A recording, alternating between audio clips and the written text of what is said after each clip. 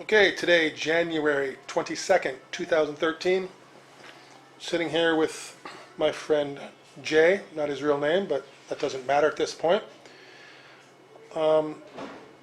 Jay's a PTSD patient here in American Samoa, and he's seeking help because the government, the U.S. Army, who sent him off to Afghanistan, has given him no assistance now for the past, how many years, Jay, since you were '06 I returned, ever since then.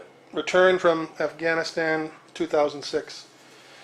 Has been diagnosed with PTSD, taking medications for that, but at this point, no help from the U.S. government, the U.S. Army, the Veterans Clinic, or nothing.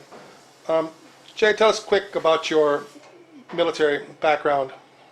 I enlisted here in American Samoa as a reservist. I joined as a 63 Whiskey light wheel mechanic. I deployed as a 63 Whiskey. I was cross-leveled into a unit in South Carolina, Spartanburg, South Carolina. I deployed with them. I was in Afghanistan for a year. I returned back in '06. From '05 to '06 I was deployed, and I returned back here for several months, and then I was picked up for AGR, and I continued work in Hawaii as a recruiter. When you returned, you got an honorable discharge from the military? True. Yes, that's correct. Somewhere after you returned, while you were in Hawaii, there was an incident that happened that from, we'll just say it's PTSD related, but no one had ever diagnosed you with PTSD, correct? Correct, this is true. Had you sought some medical treatment saying things were going wrong or you weren't feeling well? Yes, I did. As soon as I got back, maybe several months, Hawaii, the first thing I went to do was visit the Future Soldier Center in Schofield.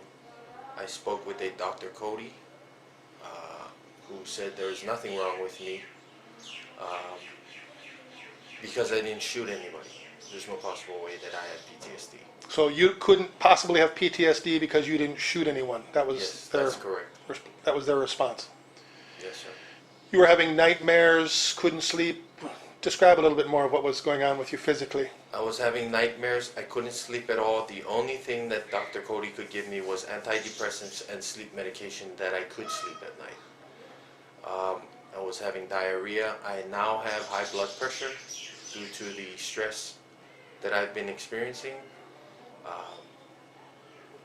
I just didn't feel myself sitting at home. I had to be out. I had to do something. In order to feel alive, I felt like I had to do high risk stuff. I can't explain why or the reasons why that was. I had no idea what was going on with myself. I was, angry, and I couldn't explain it. I went looking for answers, but I wasn't receiving any. And for a short time, you were being seen at the VA clinic, and you were getting some treatment, some therapy, some counseling, and the military cut that off because they said apparently you were no longer eligible for treatment because you had received a bad conduct discharge. This is true. And the bad conduct discharge stemmed from an incident that was, anyone looking at it would say was PTSD related, which you then served 2.5 years. Yes, 2.5 years. I served a year at served about a year at Fort Island in Hawaii. I did a couple months at a federal penitentiary in Missouri, and then I served the rest of my time in Fort Lewis at the RCF. And what happened when they released you? They gave me a pat on my back and sent me home. To American Samoa. Yes.